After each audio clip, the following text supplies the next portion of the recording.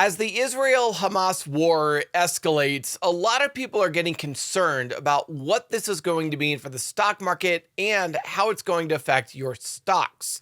And people have a right to be concerned, especially after we saw a major stock market crash after Russia invaded Ukraine in 2022.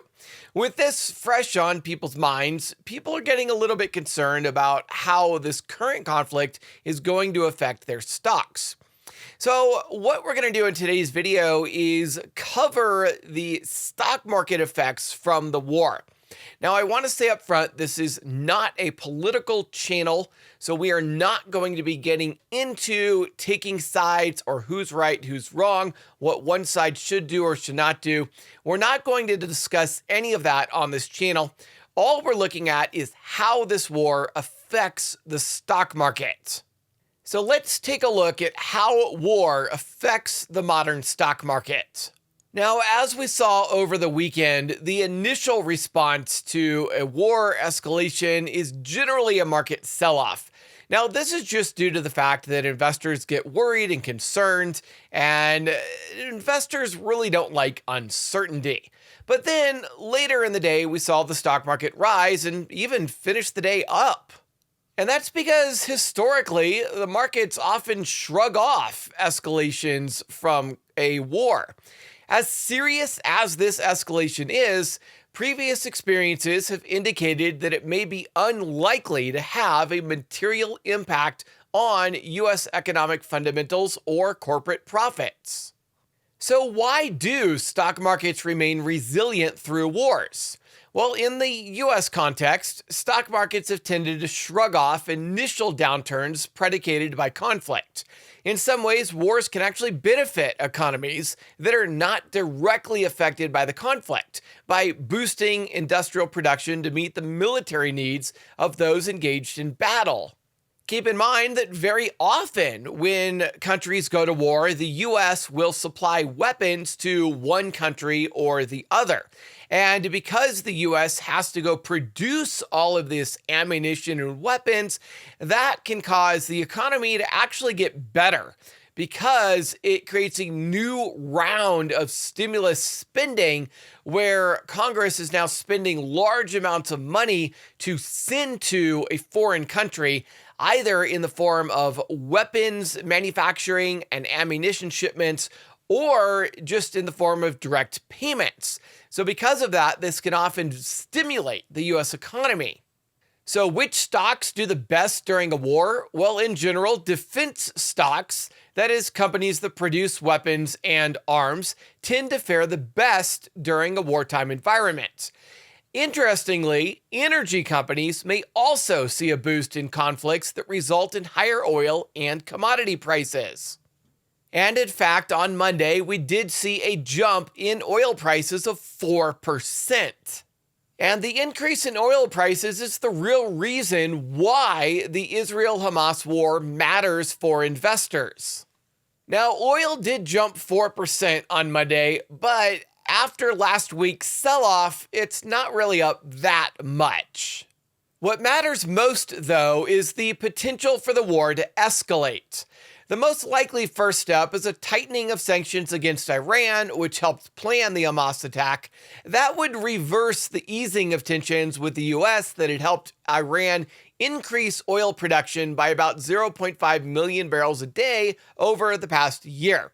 And Goldman Sachs estimates that every 0.1 million barrel per day cut to Iranian production would raise the oil price by $1. So this on its own, sanctions against Iran, could double the size of Monday's jump in oil prices. Beyond that, the war may also derail the improving relations between Saudi Arabia and Israel, and in fact it already has, which could have helped cap oil prices under a U.S. military deal with the kingdom. The U.S. was attempting to work out a deal with Saudi Arabia to have oil purchased at a cap of $60 per barrel. However, with the U.S. supporting Israel and Saudi Arabia now cutting off ties with Israel, This most likely is going to derail any agreement that might have been reached, which means oil prices are now free to rise as high as they ultimately want to go without any cap on oil prices.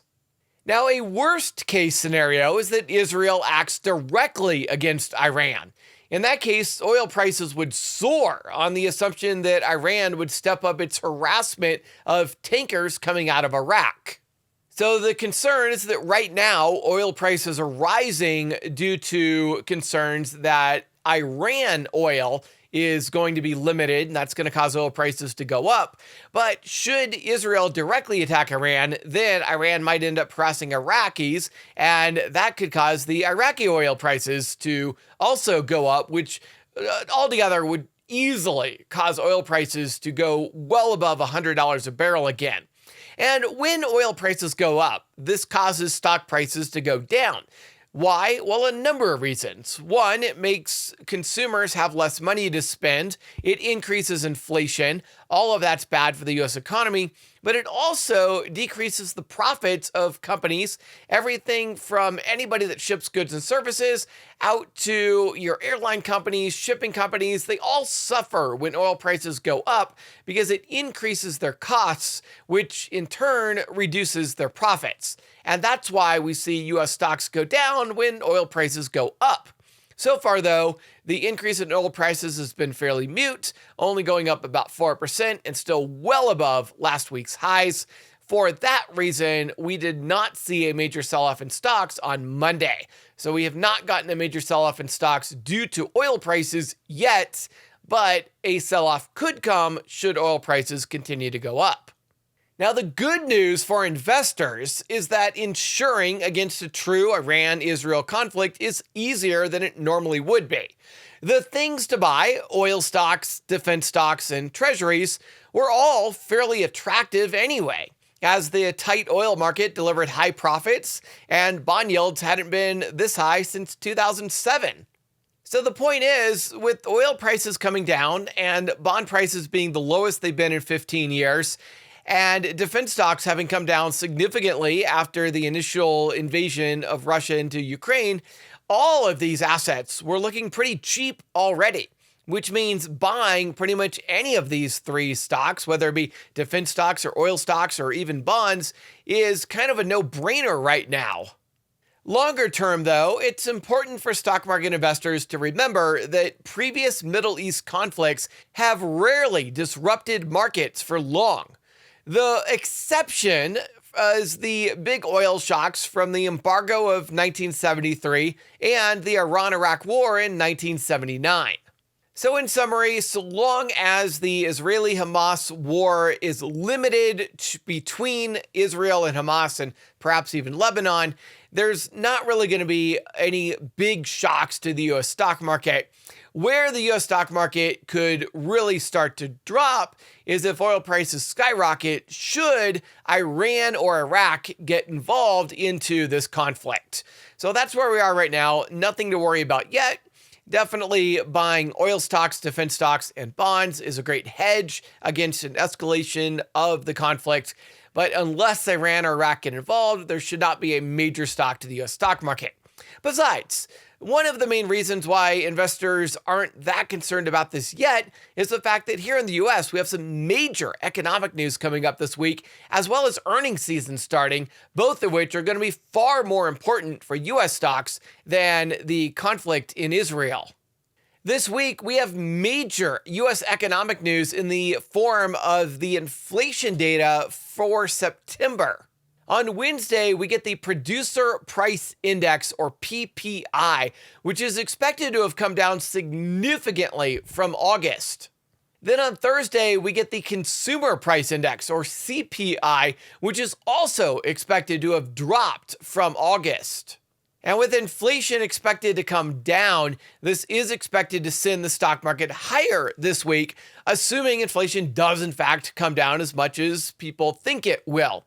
Now, in addition to that, we have one other major thing that's going to affect stock markets starting on Thursday, and that is the start of earnings season.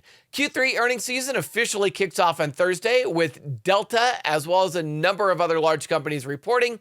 And then on Friday, we get the major banks reporting, including Citibank, BlackRock, Wells Fargo, and the big one, JP Morgan Chase. And after Friday, earnings season will continue throughout the rest of this month and into the beginning of November. So hold on tight for a major earnings season right now as we start to get some idea as to whether the increase that we've seen over the past few months in company earnings can continue, or if the slowdown in the economy that we've seen in some of the leading economic indicators is actually starting to hurt company profits. Now, depending upon whether company profits are able to be maintained or whether those company profits were hurt, will determine whether the stock market actually rises this month or goes down. Keep in mind that historically, the stock market will bottom out in October and it will go on a pretty big rally for the next 8 months. All of that will be determined based upon earnings and whether earnings do in fact come in better than expected or not.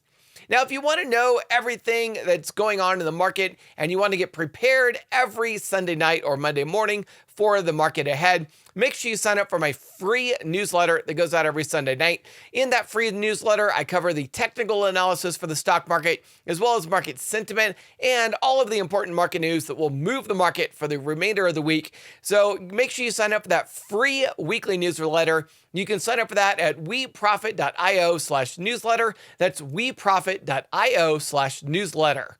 If you got a lot out of this video, be a good friend, share this video with your friends and family. Don't forget to hit the like button and subscribe. And if you missed the video we uploaded last week talking about the overall market and why it had dropped earlier, make sure you watch the last video I uploaded here.